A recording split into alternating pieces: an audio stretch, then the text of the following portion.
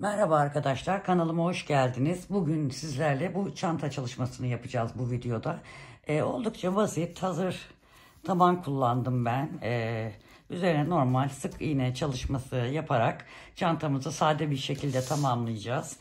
Askı olarak da hazır askılardan kullandım. İsteyen kendi de örüp örme askıda kullanabilir ya da daha farklı bir çeşit askılarda kullanabilir sevgili arkadaşlar. Şöyle hazır taban, sık iğne, güzel bir çalışma olacak. Göreceksiniz, basit, oldukça kolay. Herkesin örebileceği kolay bir çanta. Bazı çantalar çok teferruatlı oluyor. Herkes öremiyor. O yüzden genelde çantalarımı daha kolay tarzda seçmeye çalışıyorum. Hepinizin örebileceği şekilde. Dilerseniz hazırsanız çantamızın örülüşüne hep birlikte başlayalım. Evet arkadaşlar, bu videoda da hazır taban tığlamayı göstereceğim size. Ben öyle herhangi bir dikdörtgen bir taban aldım. Üstüne de tabii çanta çalışacağım ama önce hazır taban tığlamayı göreceğiz hep birlikte. Arkadaşlar burada mesela tam köşelere delikler denk gelmiş. Bazı tabanlarda ben bakıyorum şu tam köşeye gelmiyor da şöyle iki tane delik oluyor. Tam şu köşelerde olmuyor. Şimdi bizim bu tam köşelerde olduğu için bu köşelere 3 tane tığlama yapacağız. Belki 4 de yapabilirim. 2 böyle 2 bu şekilde diye. Hani tam köşe olduğu için burası. Çünkü bir ovallik verilmemiş burada. Diğerlerine de 2'şer tane batmayı düşünüyorum. Şimdi dilerseniz hep birlikte başlayalım. Şimdi şuradan ipimizi alalım.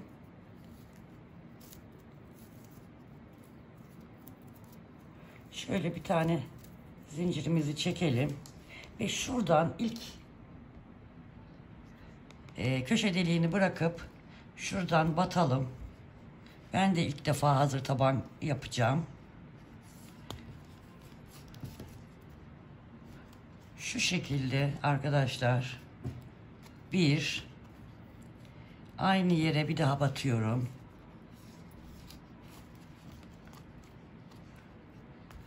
Ve 2 olarak bu şekilde 2 tane buraya batmış oldum arkadaşlar.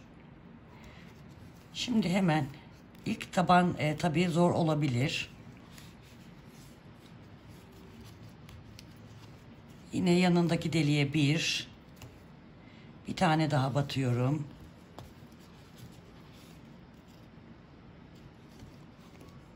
2 buraya, 2 buraya. Yanındakine geçiyorum. Bu arada ipi arkada saklıyorum. İlk başladığım ipi tutarak 1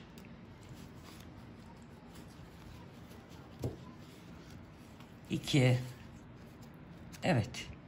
Şöyle görüyorsunuz herhalde umarım. Şöyle biraz yakınlaştırayım. Siyah oldu ama şansınıza siyah öreceğim için.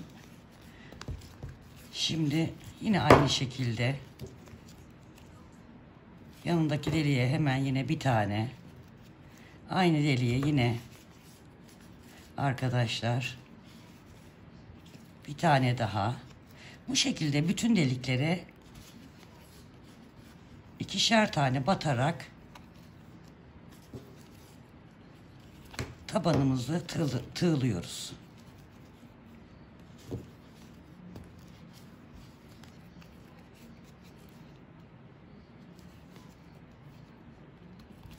Dediğim gibi biraz ağır ilerliyor. Çünkü deri benim şu anda yani deri tabanım biraz sert. İkinciyi de yaptım. Yanındaki deliğe geçiyorum. Bir yanındakine geçiyorum. Pardon, aynı yere ikinciyi yapıyorum. Şöyle göstereyim, bakın. Şu şekilde tığlamamızı yapmaya devam ediyoruz. Her deliğe burada uzun kenarlarda şu anda 2'şer tane batıyoruz. Sıra sonuna kadar bu şekilde devam edelim. Evet, bu sırayı böyle tamamladık. 2'şer battık. Şimdi köşeye geldik arkadaşlar. Şimdi köşeye 1 2 3 tane yaptım. Bakın 3 tane yeterli oldu. Gene kısa kenara aynı şekilde 2'şer tane batarak tığlamamıza devam ediyoruz. Biraz zor oluyor. Deri sert. Hareket alanı kısıtlı.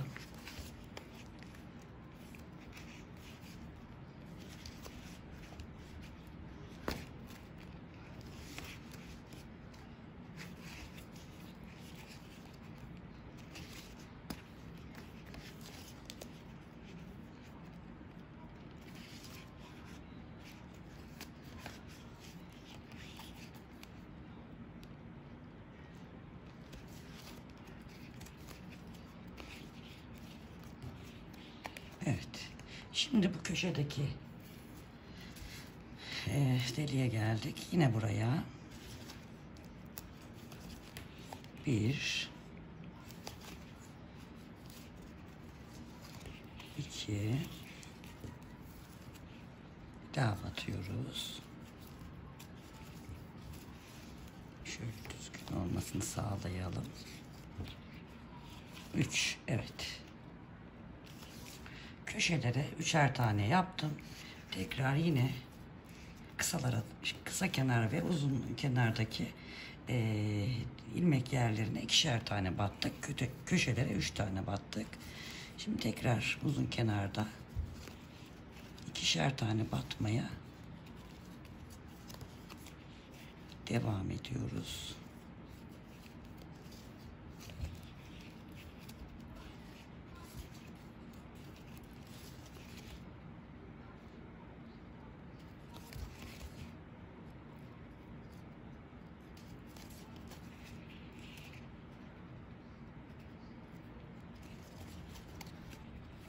Allah Allah. Bismillahirrahmanirrahim arkadaşlar. Evet, ikinciyi de battık. Dediğim gibi zor oluyor. Şimdi bükemiyorum çünkü bunu bükemiyorum. Deriyi bükemiyorum.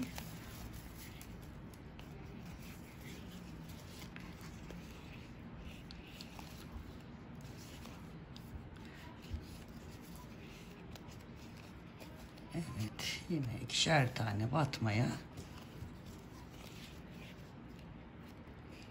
devam ediyoruz. Bunu da böyle aynı diğer tarafı yaptığımız gibi sonuna kadar bu şekilde 2'şer tane batmaya devam edelim. Evet, yine köşeye geldik. Köşede, ay pardon arkadaşlar, elim kameraya değdi. 1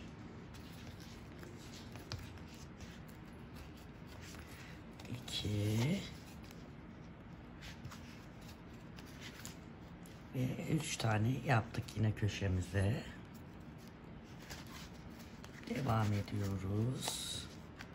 1 2 1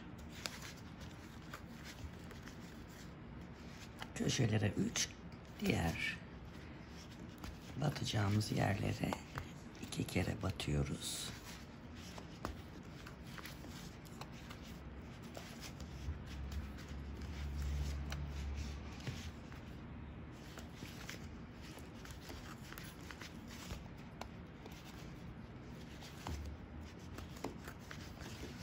Evet, yine köşeye geldik.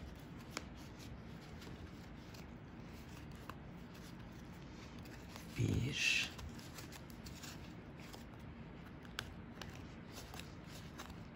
iki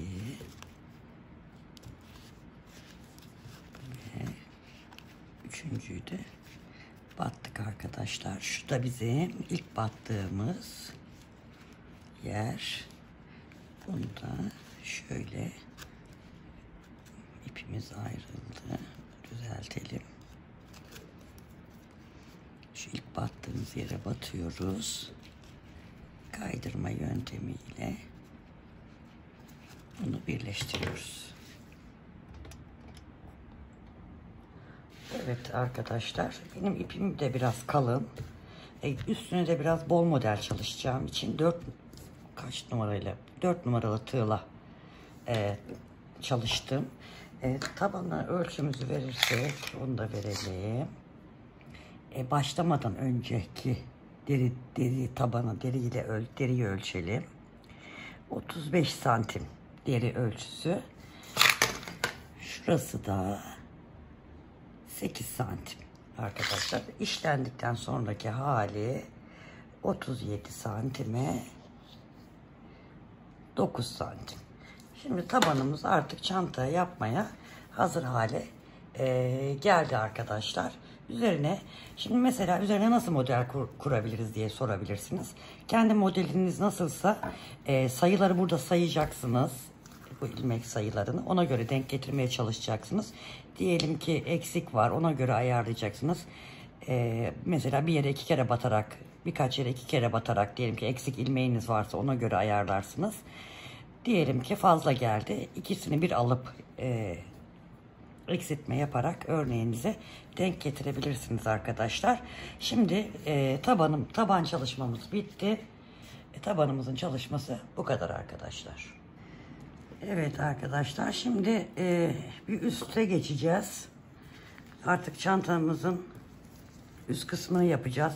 Ben burada sık iğne çalışması yaptım. Çok sıkı oldu arkadaşlar. O yüzden bir de büyük tığa geçiyorum. Büyük tığ 6 numaralı tığla öreceğim arkadaşlar.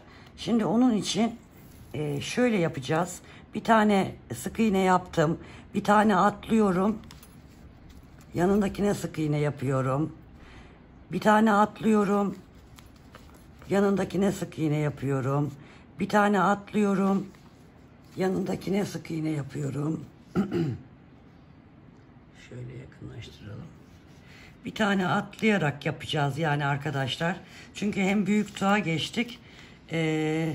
Hem de burası çok sıkı olmasın diye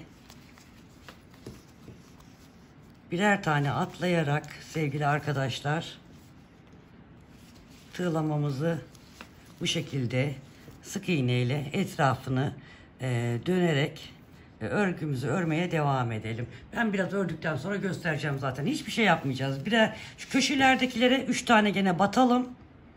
Diğerlerine birer tane atlayarak sık iğnemizi yapalım. Ama köşelerde o 3 taneye mutlaka 3 tane yapalım. Atlamada.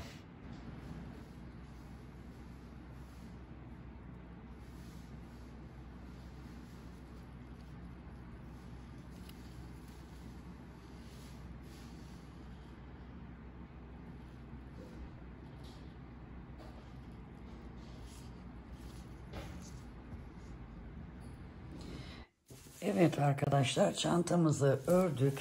Bakın güzel oldu. Şöyle bir ölçüm vereyim ben size. Ne kadar ördüğüme dair. Şimdi şunu tutalım şuradan.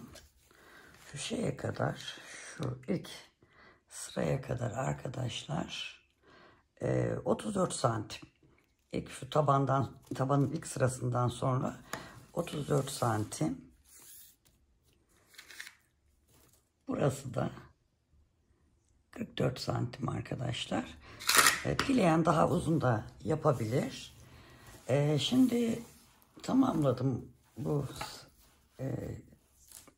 sık iğnemizi. Şimdi tığı bir küçülttüm arkadaşlar. Küçültüyoruz yani tığımızı. 4 numaralı tığa geçiyoruz.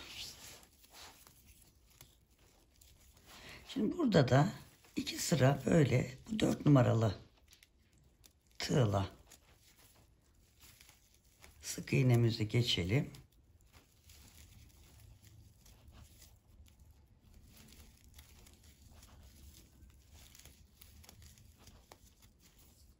Sonra da bitireceğiz. Askılarını takacağız.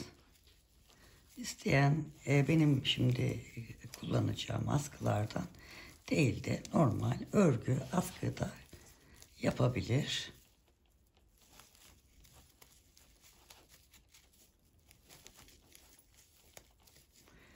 Bu biraz ağzı 4 numaralı tığa geçmemin sebebi biraz şu ağzı toparlamak.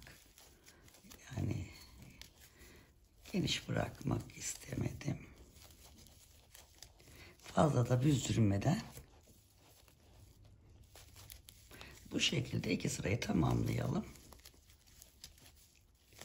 Bittiğinde tekrar göstereceğim arkadaşlar. Evet arkadaşlar, çantamız bitti. Şimdi askılarını takacağız. Çantamızı güzelce düzledikten sonra şuradan şu orta kısımdan şöyle ortalarını bulduktan sonra şöyle dümdüz koyalım arkadaşlar. Şimdi şuradan bakın, şu üst kısımdan bir 10 santim bir bakalım nasıl olacak. Bir iğneleyelim şurayı. Şöyle. Şuraya da bir bakalım. Bir 10 santim de şuraya. Sevgili arkadaşlar. Şöyle. Hazır askı kullanacağız. Baktığımızda evet. Yer olarak bir tık daha uzaklaştırabilir miyiz? Bir tık. 9 santim yapalım.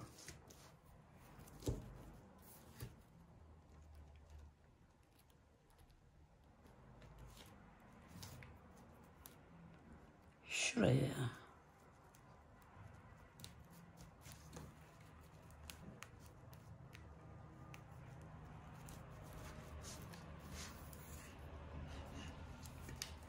Evet. Şöyle bakalım. Sapımızı alalım. Şunu şuraya dikeceğiz. Şunu da şuraya dikeceğiz. Evet. Bu gayet güzel. Şimdi aynı işaretleri, iğnelerimize daha doğrusu arkaya da takalım.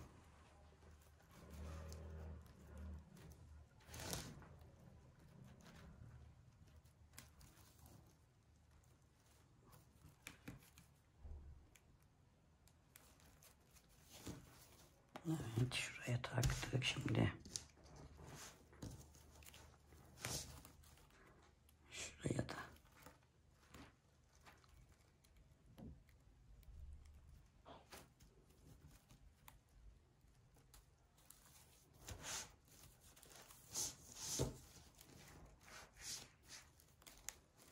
Şuraya dikeceğiz. Bu da şuraya. Şu şeye bakmayın arkadaşlar. Şu tam denk. Şimdi iğnemizi alalım.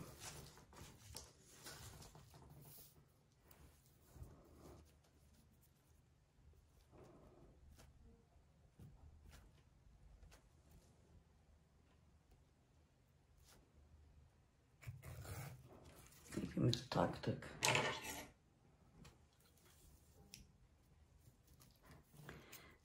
Biraz uzun bırakalım.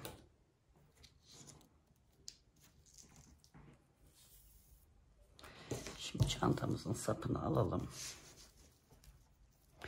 Benimkinde 2, 4, 6 tane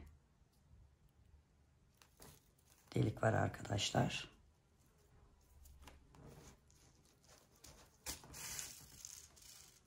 Şunu arkada saklayacağım. Biraz uzun bırakıyorum. Şuraya.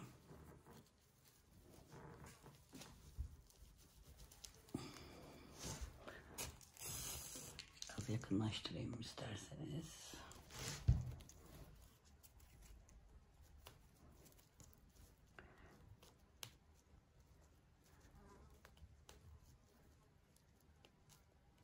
Ben aynı yere bir daha batacağım. Bir daha aynı yere çaprazlayacağım. 2 tane yapmış oldum. Şimdi bu üstteki buna da batıyorum. Kaydırmadan tutalım.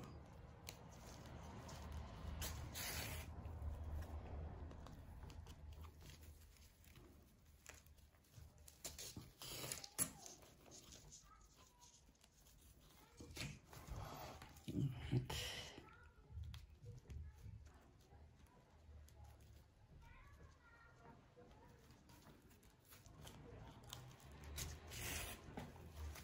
Yine aynı yere çarpılıyorum.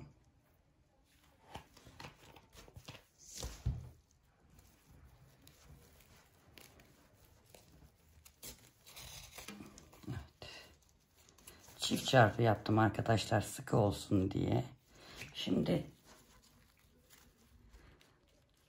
şu başladığım ip, bunu zaten saklayacağım. Biraz şundan aşağıya inmek istiyorum arkada. Çirkinlik olmasın diye.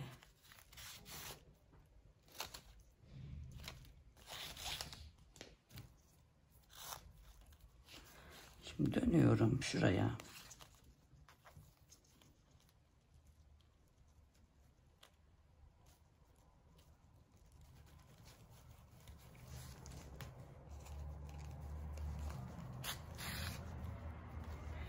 Buraya çarpılıyorum.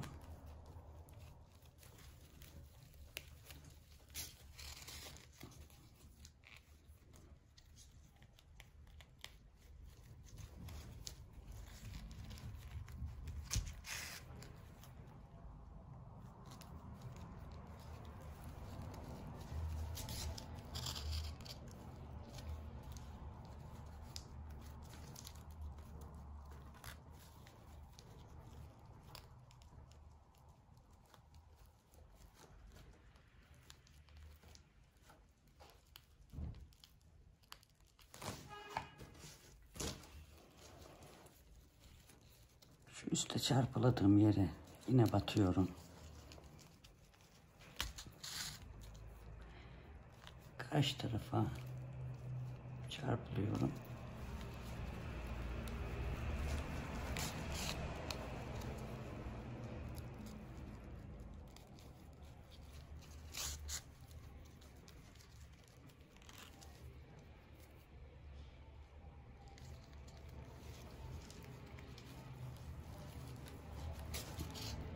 Evet.